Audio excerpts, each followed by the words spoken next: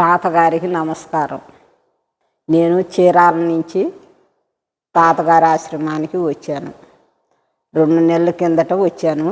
మా డాక్టర్కి 10 సంవత్సరాల నుంచి గాలి బట్టి ఏదిస్తుంది.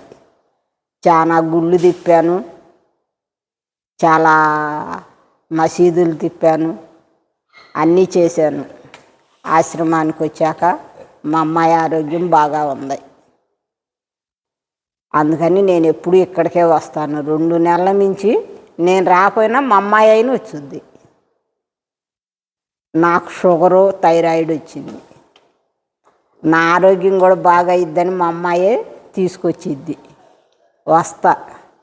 మా అబ్బాయికి కొంచెం జలుబు, నీకు కూడా తగ్గిపోయిద్దని చెప్పి ఈ తిప్పు అబ్బాయిని కూడా పిలుచుకొచ్చింది.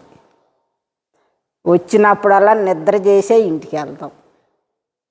మా అబ్బాయికి ఇంకా నాకు కొరత ఏంటంటే మా అబ్బాయికి కళ్యాణం జరగల. కళ్యాణం అవ్వాలని తాతగారిని కోరుకుంటున్నాను.